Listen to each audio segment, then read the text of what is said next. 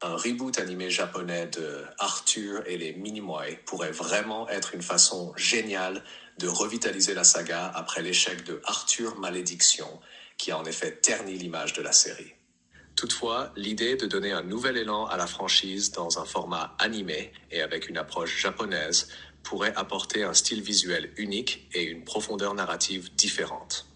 En raison de la richesse de l'animation japonaise et de sa capacité à adapter des œuvres fantastiques avec créativité.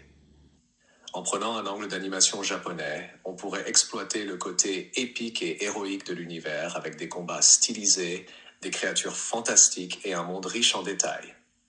Un peu à la manière des grands films d'animation japonais comme ceux de Studio Ghibli, des œuvres de Makoto Shinkai. Ce type de reboot permettrait d'explorer la profondeur de la mythologie des Minimoy, avec des scènes d'action intenses et des moments plus introspectifs, tout en gardant cet équilibre entre aventure et fantastique. Les personnages pourraient être réinterprétés de manière plus mature, avec un design plus travaillé et des thèmes plus universels pour toucher un public plus large. Cela pourrait vraiment donner un souffle nouveau à l'univers et attirer des fans d'animation à la recherche d'une aventure héroïque, riche en émotions et en combats épiques. Dans une version animée japonaise de Arthur et les Minimoys, les personnages d'Arthur, Selenia et Betamesh sont 3 personnages principaux dans l'univers de Arthur et les Minimoys. Une série de films et de livres créés par Luc Besson aurait un design plus stylisé et mature, correspondant au style de l'animation japonaise, tout en conservant leurs traits distinctifs. Voici un rappel des personnages. 1. Arthur. C'est le héros de l'histoire. Un jeune garçon courageux qui découvre le monde des Minimoy, de minuscules créatures vivant dans son jardin.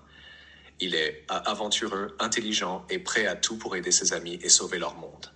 Il pourrait être redessiné avec un style plus héroïque, se rapprochant des protagonistes de shonen, manga pour adolescents. Son courage et sa détermination seraient mis en avant, avec des moments d'introspection pour développer son personnage. Ses aventures dans le monde des Minimoy pourraient devenir plus sombres et épiques, avec des scènes de combat dynamiques. L'animation pourrait exploiter le contraste entre le monde réel et celui des Minimoy, avec des transitions visuellement saisissantes. Selenia, princesse des Minimoy. En version japonaise, Selenia est une guerrière courageuse, déterminée et forte. Elle a un caractère bien trempé et développe une relation amoureuse avec Arthur au fil des films. Elle est protectrice envers son peuple et fait preuve de leadership dans les moments critiques. Selenia pourrait être réimaginée avec un rôle encore plus fort de princesse guerrière. Ses compétences en combat seraient accentuées avec des chorégraphies de bataille inspirées des animes d'action. Elle garderait son côté indépendant et farouche, mais avec un développement plus nuancé de ses sentiments pour Arthur, créant une relation plus complexe et émotionnellement riche, typique des romances animées japonaises.